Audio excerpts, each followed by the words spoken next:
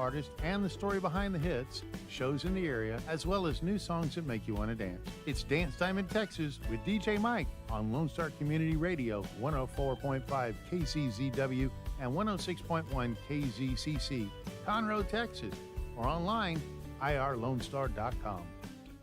Thank you for listening to Lone Star Community Radio. This program was broadcasted and recorded live from the LSCR studios in downtown Conroe, Texas. Lone Star Community Radio is supported by listeners like you. Donate and sponsor today. For more information on getting involved with Lone Star Community Radio, contact us at lscrstudios@gmail.com or visit us online at www.irlonestar.com. Howdy, everybody. This is Jared Sterrett, and you're listening to KZCC LP 106.1 Conroe and KZCW LP 104.5 in Conroe and worldwide at irlonestar.com.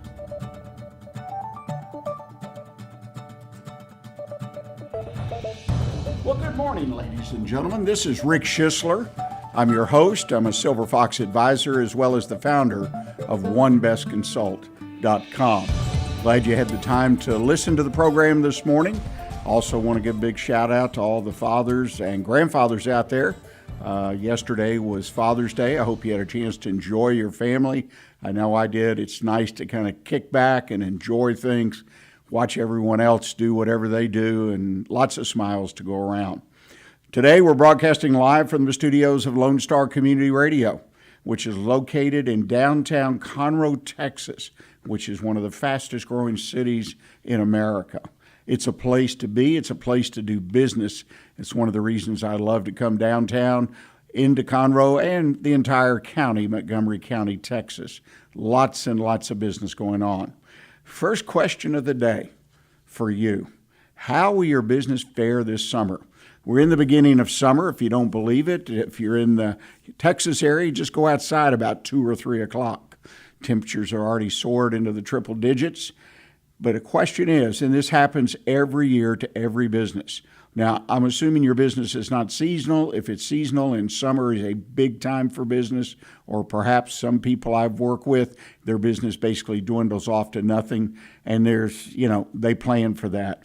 But look look what wind is blowing in our face this day. We got the inflation.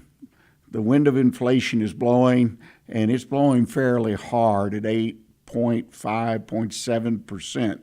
It's something to consider, and will have, I think, a big impact on how your summer is, particularly in the months of July and absolutely in August as things start to catch up, so to speak. The other big wind blowing at us is recession. Lots and lots of talk, more and more, it seems like each day. They're talking about a recession. So we have to consider how that wind is going to have an impact on our business. And finally, the interest rates on loans. The inflation drives up interest rates. Our Fed is trying to slow it down, so they're raising rates. So if you have business loans or going to need a business loan, in particular, you're going to be looking at a higher rate than just a few months ago. So my advice always, when you have these winds blowing at you, whatever they are, and they change, they come, they go, is make sure you do as much preparation. Think through these situations and what the impact will be on your business. The Weekly Business Hour is where Montgomery County and businesses throughout the world come together to talk about the latest in business news, ideas to improve your business, and to be part of conversations that make a real difference in your business. And we'll remind you as we start today's show that we are currently broadcasting live on YouTube and Facebook. Just go to either one of those sources and find the Weekly Business Hour page and then click on it, and then you'll see a place to click so you can watch as well as listen to today's program. And also to remind you my email address, because I love to get emails, and we'll get into that in a little bit more later as we're going to the mailbag for part of the show to answer a question sent in by one of our listeners. Email address is real simple. It's 1, that's the number 1, bestconsult@gmail.com. 1, bestconsult@gmail.com. Well, today I have a great guest. She's been on the show once before. Asked her to come back because, again, we have those winds blowing against us. And what is the impact And today we're going to talk about numbers. And I invited Randie Morton. She's the managing partner for Better Bookkeepers here in Montgomery County. She'll be joining us. She and I visited a little earlier in the month. And we're going to talk about how important the accurate numbers and your need to manage your business using those numbers in your monthly financials, et cetera. So Randie's conversation is coming up, and I encourage you, just sit back, grab a pad and pencil or your computer so you can take some notes, because Randie points out some important factors that some of you may not have been considering as you use your business numbers, your accounting numbers, your bookkeeping numbers, whatever you want to call it. So here's Randie Morton and a conversation that we had earlier this month. Well, ladies and gentlemen, we're back on the road today. We're out visiting Montgomery County businesses. And in this case, we've stopped by to see one of the Better Bookkeepers, if you will, Randie Morton, who heads up that firm, to talk about bookkeeping, accounting, maybe even a little bit of taxes, but talk about the general environment of business here in Montgomery County. Because, you know, Randie, that's one of the things that I think you have probably better than most a view of, because you have clients, customers throughout the area. Oh, absolutely. You know, it's surprisingly, business is good in Montgomery County. It really is. You know, we took a little bit of a hit, but people seem to really start bouncing back in this area. Even, you know, you and I were talking offline a little bit about the staffing issues, and the work is there for sure. And we're seeing it in the bookkeeping. The profits are good. You know, what's interesting to me, you mentioned like the visual I get on knowing how business is construction. I have a real estate background. I have a degree in real estate and finance. And in my early part of my career, that's what I did. So when you drive around the county, I mean, everywhere, Magnolia, you go all the way to the farther northern reaches of the county up in Willis and all that, and then go over towards 59. I mean, Splendora, there's construction everywhere and all kinds of construction. Yep. In all shapes and sizes. And the people are coming. They say, build it and they will come. Well, they're here and it's building. Well, I hope for the sake of some of these large residential developments with 1,000+ homes in them, that they do come, because these are massive developments. One of the things that I know is a concern, and I don't know what you see or hear from your clients, but, you know, infrastructure gets talked about a lot, particularly at a national level, but even here locally. Last year with the freeze and the problems with the electric utilities. But I also, here in Montgomery County, we have a new electrical generation plant going in place, which is to me exciting, because we're trying to meet the need before it's there. In other words, we're at least planning for that. Do you see that in other areas? I was just going to comment on the area of infrastructure in general. You could see that the leaders of this county, they do a good job of trying to stay ahead of the problem, if you would. You know, traffic. I look right out my window at 45, and every day you can time it. You know what time it is just by the noise of the traffic. So I think we are very fortunate to live in the county that keeps an eye open and stays ahead of the game. Yeah, I think I'm very impressed. I grew up in Houston, Harris County, and was involved in real estate there and some other places. But years ago, not so much recently, in my opinion, Harris County was ahead of the curve, if you will, planning and executing.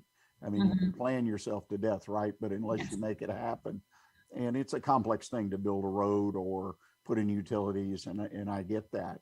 But I agree with you. The leadership here in Montgomery County, and the county, the cities, whoever's involved, seems to be really focused on growth, of having the infrastructure in place to make the utilities, et cetera, available to people who want to develop the property, either commercially, residentially, or whatever. So well, I agree.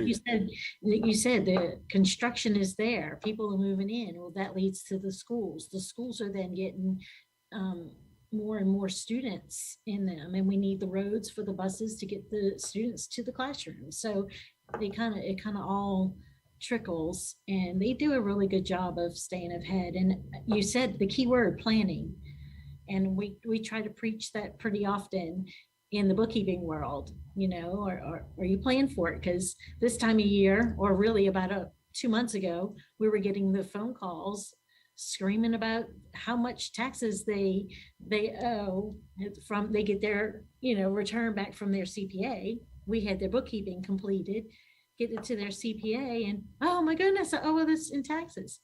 Well, did you plan? Did you plan with your CPA? You got to make sure that you do those quarterly planning with the CPA you're working with. So planning. Excuse me, go ahead. I was just saying, planning is key. Well, you make an excellent point, and you mentioned about planning with CPA. One of the struggles I had with clients and working with small business clients for all those years was there was very little, if any, planning done like you're talking about. People thought they went to the CPA or whatever to get their taxes done, and that was it. I was fortunate personally to grow up in a business environment, in a family business, where we met with the accounting firm every quarter just to talk about business issues, potential tax issues. It was not about preparing a return, direct work product. It was about kicking around where business was, where it needed to go, just an open discussion. And did the same thing with legal insurance. And it just makes a huge difference to a business, whether it's the panic that you mentioned, right, or keeping more money in your pocket. I mean, simply by planning. So I'm kind of a nut about encouraging people to spend a little bit of time on planning. So and people don't realize that the tax return is the end result. You have to be planning all along the way, and bookkeeping needs to be in place all along the way, so that as soon as you see a little bit of a change, whether it's a increase in revenue or a decrease, increase in expense or a decrease, you need to adjust your plan accordingly. So if you wait on your bookkeeping, well, then your tax return is going to have a result that you may not be happy about.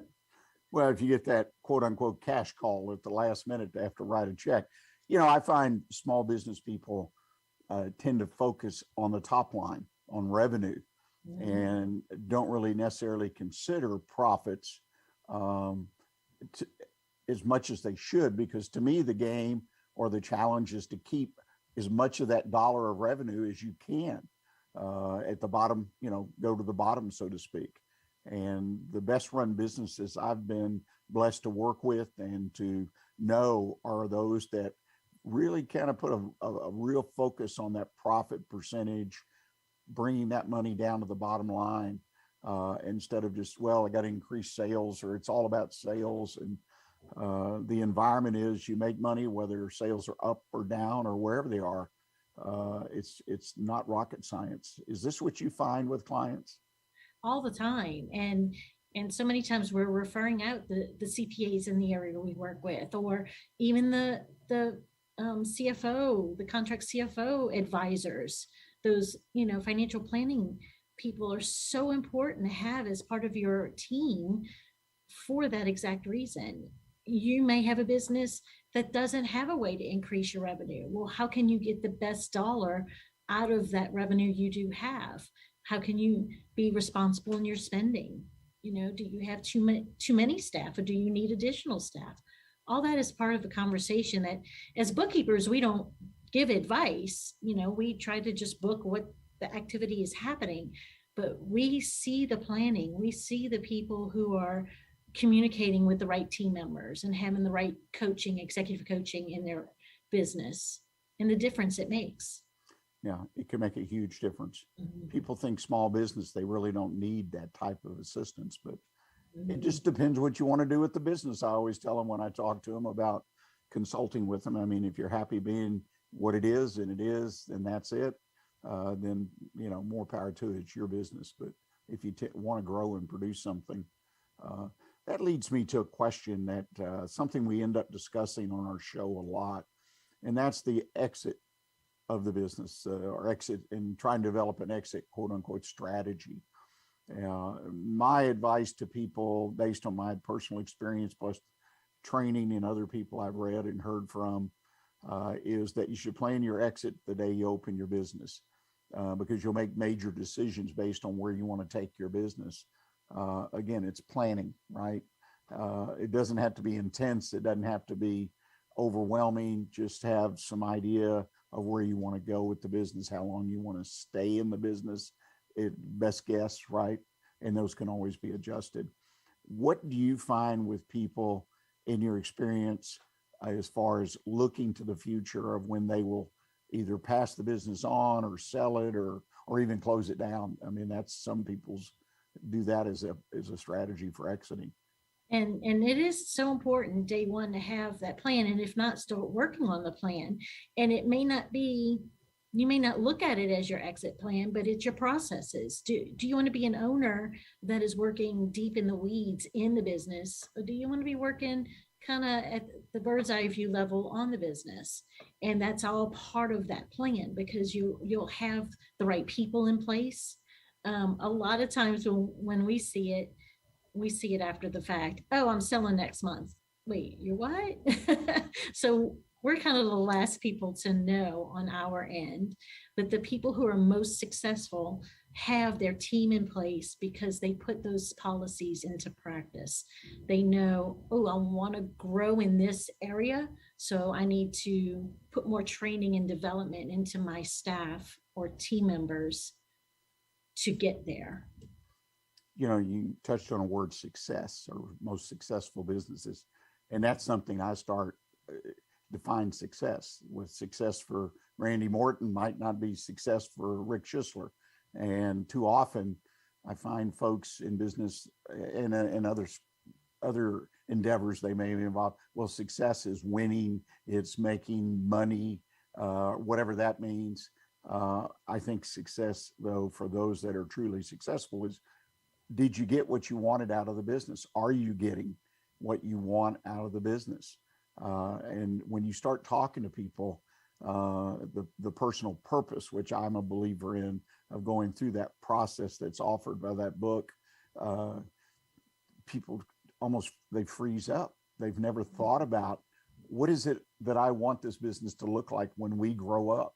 You know, with the business, what is it I really want out of this business? Is it every day just unlocking the door and put my head down, and then every night locking the door and going home? And sadly to say, in many cases, that's what it's all about. Oh, that you hit it spot on. I had this exact conversation twice in the last month, that for me, I just look at things differently. You know, that revenue goal is not a motivator for Randie Morton. I want to make sure that the quality is there. I want to make sure that people are treated right, and we do everything possible to do it the most efficient way. And it just so happens that we get blessed on the other side, because then it creates revenue. But, you know, at the end of the day, I want to be happy and satisfied that I did everything in my power to get things done the most efficient way possible, and things are done correctly. And Well, that's and motivator. like, you know, and that's that's kind of the inner feeling you have. And myself, my main goal is I love seeing other people be successful. And if I've contributed to that in a positive way, that's just even more wonderful. And when I was consulting on a regular basis, full time, the money, but we never charged rates that were equivalent to what we were doing, not in the business I was in. So I encourage people to, if you own a business, make sure you know why you're there and what you're trying to do, and include your family, especially when we have small business owners. Make sure they or you have a connection there. That's one of the most dangerous things I found, is when, say, spouses aren't on the same page of expectations, and then, you know, trouble comes, sales go down, whatever happens, a hurricane, who knows, a pandemic, and then all of a sudden you're squeezed, and you find out that your spouse is not on the same page as far as desire to be successful in this business. So let's take a break here for a moment. I've got a lot of other things I want to talk to you, because again, I think your firm, the business you're in, is such a wonderful resource of knowing what's going on in business. It's not just the black and white, the spreadsheets, the columnar pads in the old days, you know. So, ladies and gentlemen, we're going to take our first break of the day. And then we're going to come back and continue our conversation with Randie Morton. I forgot to give her a proper introduction. We'll start with that and let Randie share some of her background with you. But stay with us. We'll be right back with you. A Lone Star Community Radio is Montgomery County's radio station with talk, music, weather, and traffic for Montgomery County. Have a question or comment about one of our shows? Want to know how to reach a host? Just contact the station at irlonestar.com or call in and leave a message at 936-647-3776. Get involved with your community with Lone Star Community Radio. Lone Star Boxer Rescue is a nonprofit organization serving Montgomery County and surrounding areas, dedicated to the health and well-being of the boxer breed. Lone Star Boxer Rescue is run and managed 100% by volunteers since 1999. Our main objective is to rescue, rehabilitate, and rehome boxers that come to us from many sources, including local animal shelters, owner surrenders, and strays. For more information about Lone Star Boxer Rescue, visit our website at lsbr.org.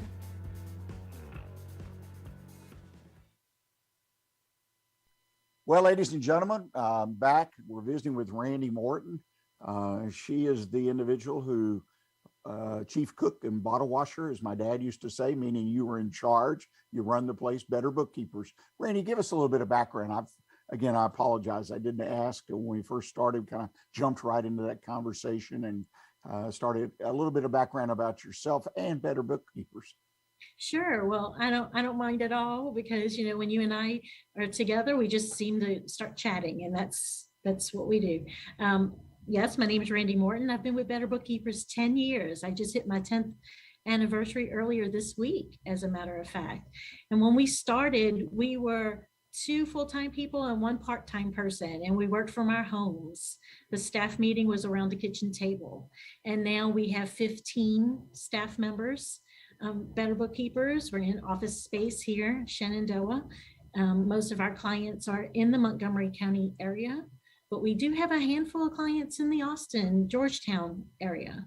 And so there's a lot of bookkeeping need out there in the area, and we're here to help, for sure. Now, I understand, or at least I saw it, and I know how these things may drag, that you have a new title or designation. Is that correct? I sure do. I just made managing partner with Better Bookkeepers. The owners are Melanie Bush and Barry Blanton. They've been working together. Better Bookkeepers is 12 years old come July 1st. Be 12 years old. I've been with them, like I said, 10 years, and I started as a senior bookkeeper and worked my way up through management. When Melanie was elected as the county treasurer, she left the business on a day-to-day and put it in my hands. And so I stepped up as president. I've been running the operations for 3 years now. We've seen the trouble all of us have seen in the last couple of years, and we just kind of pulled out of it. And I was very honored that they named me managing partner. Well, congratulations. And I'm definitely, in the conversations you and I've had on the air, off the air, well-deserved, no doubt about it. Let's talk about bookkeeping for just a moment. Bookkeeping has really changed from my perspective as a business owner over the last 5-10 years. Now everything's electronic. What challenges is that presented to you as a bookkeeping service of, QuickBooks, whatever, it's all electronic? It is electronic, and they do make it, their marketing department is beautiful because they make it look so easy. You just click of a button, zip, it's in there. But if you don't have someone with the accounting knowledge looking at the numbers and reconciling, whether that's an electronic customer service management that's handling your invoicing or even your payables, you have to have someone making sure that everything that you press the button and sync over to your software is balanced. Nothing was duplicated. Nothing was skipped.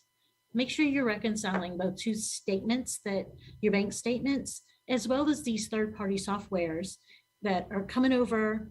You have all your client information, all the invoices you sent out for the month, but you would be amazed at how many are duplicated, how many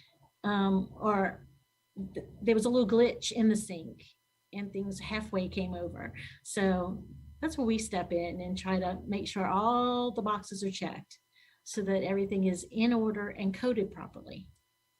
Yeah, accurate information. The two things I look for from a bookkeeping, whether it be an accounting department in-house or an outside, is information I receive, the reporting, the reports, the financial statements, whatnot, are accurate and they're timely. Those two things are sort of my go-to items that when I use bookkeeping or have a business and I want those statements on a timely basis. Our family business, we got them, believe it or not, on the 5th or 6th of the month. Wow, that's fast. Yeah. And I mean, it was, and that was before electronics too, let me assure you. And the accuracy was amazing as the business grew and the number of statements grew, it just continued. But that all said, electronics, has that made your job as a bookkeeper, as a bookkeeping service easier, or is it a little more challenging? I think it definitely helps. And with the, not just the speed, but also the efficiency, you know, the electronics, yes, you could do it quicker, which gives you more time to put your eyes on it, to review that everything is in the right spot. A lot of times if you spend so much time with that data entry and you don't have the electronics, as you say, to help get that data into the database quicker, then you don't have as much time to review it, to get the financial reports in the client's hand, in the business owner's hands. So yes, it has helped. And security, you got to make sure that you have the right security in place, because even though all these online tools are beautiful, you still want to make sure that you have security features in place so that that information doesn't end up in the wrong hands. You know, electronic or digital record keeping, one of the things that I think that it does, I would think for your business, it does a lot of business, allows you to expand your market. So you're able to service clients. You mentioned the Austin area because you don't have to drive to a client's location or they have to drive to yours and drop off records, and the ability to check in, plus the ability to teach the client, if that's part of the package, real time, as far as how the system works, the QuickBooks or whatever system they're using, a bookkeeping system. One of the things we learned when things start shutting down a few years ago was how fortunate we were, because we already had it in place where we just picked up our stuff and went home, plugged it in, and it was as if we were sitting at the office. Everything that we had set up with our IT vendors was in a remote environment. So it was already securely backed up a few times a day. We already had the security credentials to get in and out of the system. We just wasn't allowed to sit in our office to do it. Back then, we were told to go home and work. And so our clients didn't miss a beat. We didn't miss payrolls. And, you know, there were things we had to put on hold for some of the industries because they were all having to not report to work at all. So we were able to do it in a timely fashion and not miss on any of the deadlines for our clients, which was a really huge accomplishment for us. We were excited. Well, I know someone like me, and I'm sure you have a number of clients, the fact that you were there, things worked, was a real blessing, because so many things were not necessarily working, so to speak, or were not like they were before.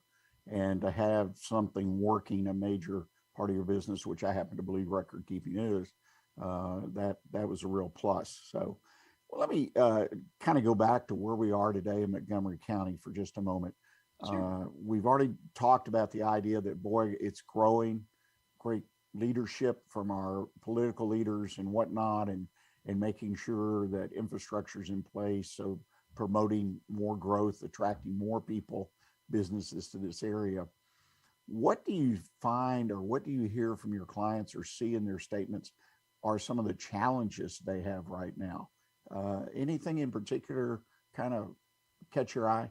Number one is staffing and getting people to show up for the interviews. And there are some clients that'll throw incentives out there just to show up for the interview. And And for someone like me who's old school, that it makes me cringe, because I'm like, really?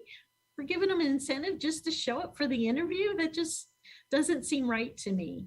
But it's in every industry across the board. We see the growth. You see the construction, building the homes, the schools are increasing. So the people are here. So why are they not applying for the jobs that are open? That's the number one challenge that we have, that we see. Now, you need to answer that question. Why? Where are the people? I get that question almost every day. I don't have a crystal ball. I don't know.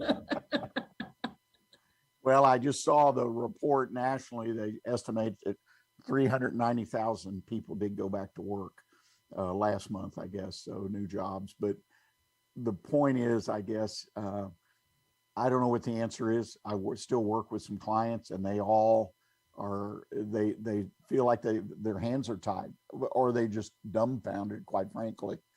People have been in business 20, 30 years or more. They've never seen this. They don't, they've tried every trick in the book. I have not heard anyone offering an incentive to show up for the interview. I can understand why, because the no-show rate is amazingly high. And it's really interesting. But where did the people? It's almost like we've had some alien invasion, body snatchers, and people are just gone, but nobody knows where. And yet you see on the news that people are coming. They're coming here in Texas every day, but they're not applying for jobs, I guess. Or if they do turn in their resume and they schedule an interview, they simply don't show. And I cannot wrap my head around it. Well, I personally knew we were in trouble in this area. Our business was in trouble when I had a good friend and colleague last month tell me that he's a well-known, well-respected nationally lawyer, and with a well-respected known firm nationally. And he's old school like you and me, and he actually hired a lawyer into the practice, and the guy didn't show up, didn't call him. And I said to myself, and I said, lawyers know each other. I mean, it's a fairly close circle. This guy's he's gonna come in contact with. And my friend, it was sad. This had happened several weeks before, but he still was shaking his head. He could not, like you mentioned, get his arms around it.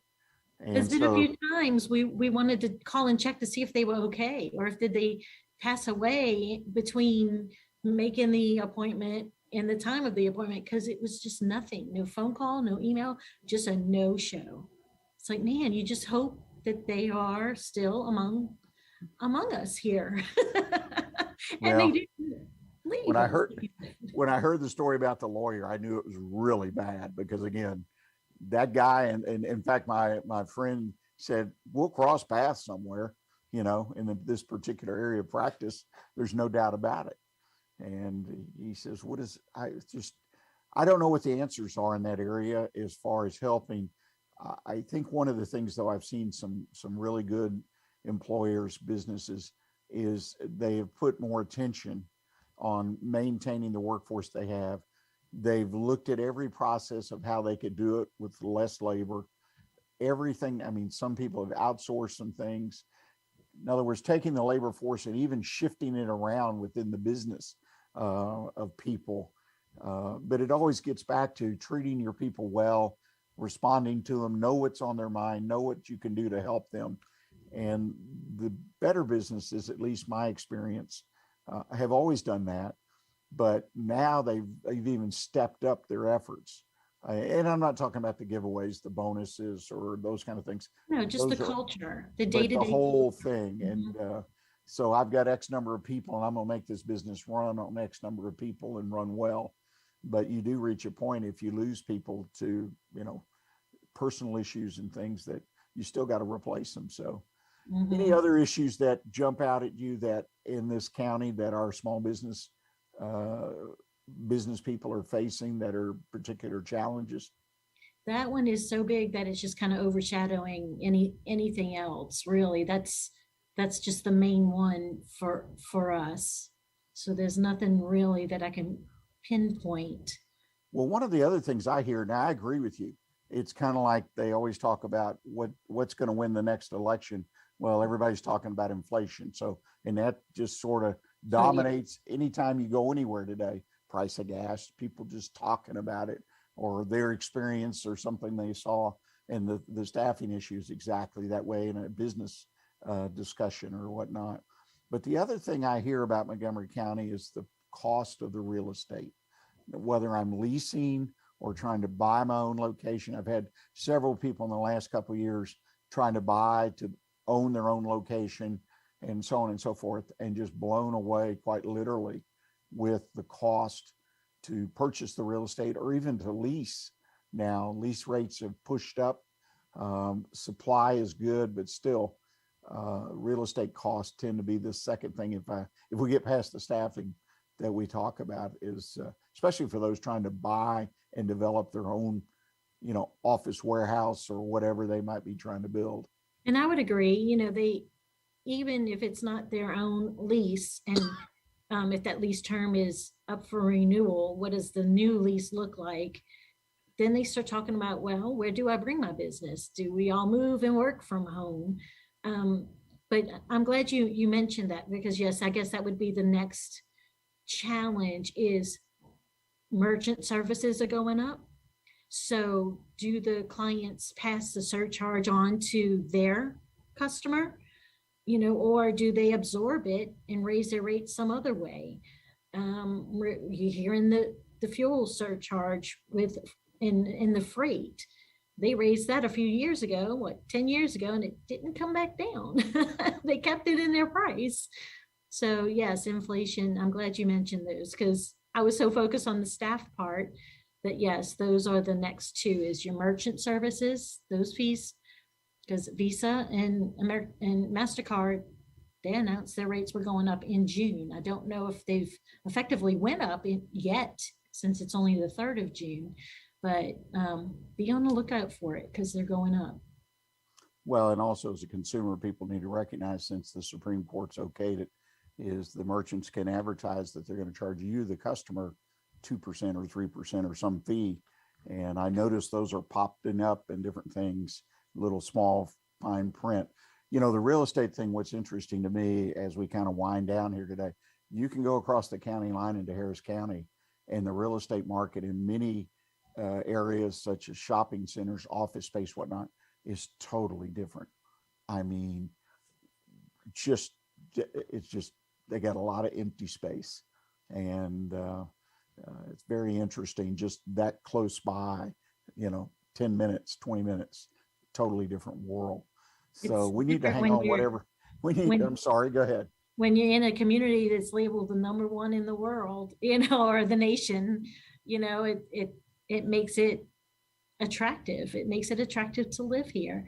And yes, just 20 minutes south, people don't want to be in that area. Yeah, it's very interesting. Randie, I can't thank you enough as always.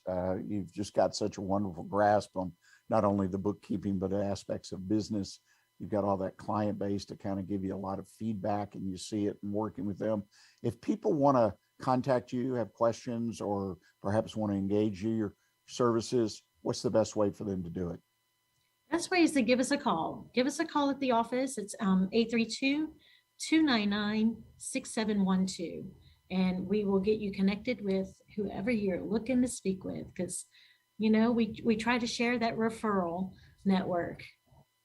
Well, again, and I personally know folks that use you, known your firm for a long time, and it's one of the best accounting firms or bookkeeping firms. One day you'll have to tell me what the difference in those accounting is with bookkeeping, but that's for another day. Randie, again, thanks so much. Thanks for having me.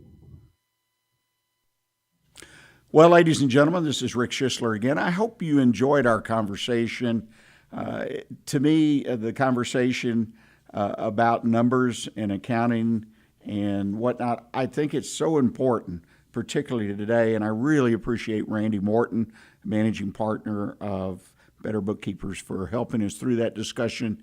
Again, you have questions, drop me an email. Real simple. Send it to onebestconsult@gmail.com. That's onebestconsult@gmail.com. And I will respond to your question. and perhaps we'll even use it in our mailbag. Coming up in the second half of the show, we are going to go to the mailbag. We got a good question about employee retention. Lots of turnover with employees in many areas, many industries, and I think this is a very appropriate question to address, and I'll give you a quick answer, and we'll talk about that. And then finally, finish up my One Best Consult tip of the week, how a sound business strategy can help your business outperform your competition. So please stay with us. We'll be right back with you.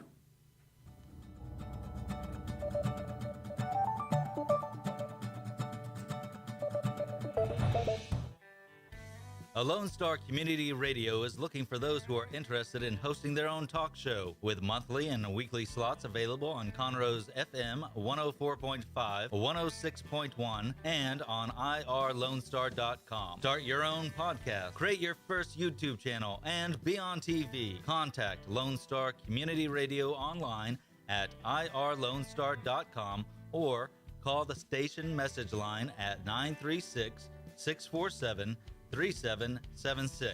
to take your first step into the radio world. Welcome back, ladies and gentlemen. This is Rick Schisler again, and thank you for joining us on the Weekly Business Hour. We're going to go to the mailbag in just a second, but I want to remind you that a videocast podcast of today's program will be posted on YouTube, Facebook, on our page, The Weekly Business Hour. So if you missed something, you want to re-listen, or if you'd like to share it, really appreciate it. Share it with another business individual that could benefit from it, please do so. This will be posted in a couple days on the Weekly Business Hour page, YouTube, Facebook, etc. Well, in the mailbag, I'm going to go through this fairly quickly. We're a little short of time today, but it's a wonderful question. I've been in discussion groups in the past week or two about this question, local businesses and roundtables talking about what to do with employee retention. Marge sent us an email. Basically, she says, we're located just outside a major metropolitan city. There's a tremendous competition for employees.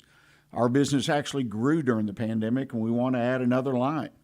It's a real challenge to find new employees, but I'm more concerned about keeping the ones I currently have. What can I do to boost my chances of keeping my existing employees? Again, a wonderful question, Marge, and thanks for bringing this up. I think there's several things you can do, and some of this came out of these roundtable discussions that I mentioned that we've had in the Montgomery County area over the last few weeks. The first one is money, right? Now, money never scores at the top of the list in these employee satisfaction surveys. It's usually historically been down around 5, 6, or 7. But the money that I'm talking about is the idea that you're currently paying what I'll call the prevailing wage. What is the prevailing wage in your area? I mean, folks are raising the quote-unquote minimum wage. Last time I checked, I thought it was about $15 because you could go to work at Amazon or some of the big companies that have locations around the United States. Starting wage $15. Read an article over the weekend that the city of Austin has raised their governmental minimum wage to $22. So be sure you're up, because that's part of the competition. $22 an hour in Austin, Texas. Very, very interesting. Yes, I have to work for the city, but $22 and you're paying me $10, $12, and I can get a job that perhaps pays me a lot more. You need to consider that. Inflation. This is another topic I've heard a lot of discussion about. Inflation is biting into our employees' paychecks. If you don't know that, just ask. It is absolutely there. I think a lot of it is mental, though the price at the grocery store and absolutely the price at the pump just knocks your socks off, right? Well, your employees are concerned. Some people are even afraid. There's sort of a fear of the unknown that's swept over this country, in particularly the people that are living paycheck to paycheck, which I heard a statistic recently, that's up to 80% of the working people are living paycheck to paycheck. So what do? excellent suggestion I heard that a local, in this case nonprofit, did. They immediately, in the last couple of weeks, gave each of their 43 employees a $1,000 inflation bonus because they saw and understood the pain their people were having making ends meet. So they gave each employee a $1,000 inflation bonus. They also gave a raise across the board, 5%, even though this is not the time of the year they usually do it. I think the bonus idea of using bonuses, even if it's a bonus every paycheck, for making the adjustment, because at some point this is going to fall down. The other thing I like about the bonus, if your payroll system is such that a bonus is shown as a separate line, then every time the employee gets their check, they're reminded that you understood what they were going through to some degree, at least to the point that you're giving them extra money just because of what's going on with inflation. The other things, straight up, working conditions, the hours, the organization of the workplace, are things clean? These are all basics to attracting good employees. But take a look at them. Make sure you're doing the very best, doing what you can afford, because people want to work in an organized workplace, generally speaking. The best people, absolutely. And the last thing is attitude. This has always been there, the culture of your business. Encourage you to look that, make sure you're showing appreciation in small ways, speaking to people. I mean, there's all kinds of things. We've talked about this subject on the show, but make sure you're checking that box along with the working conditions. Most of you probably are pretty darn good at these areas, but make sure you're doing the very best you can. People want to work in a place. The money is important, but it is still not at the top of that list, I dare say. Now, if there's a huge gap, $5, $10 an hour, all bets are off. But for $1 or $2 or $3 where they work, attitude of where they work, that's what's important. So consider these things. Now I want to switch gears just for a moment on my One Best Consult tip of the week. How a sound business strategy can help your business outperform your competition. Competition is always there. It rarely, if ever, goes away. And one of the things I have always subscribed to, look and see what big companies are doing, Fortune 500 companies. What are they doing? And then try to distill some of these ideas, some of these business ideas that they have down to the small business level. And one of them is having a business strategy.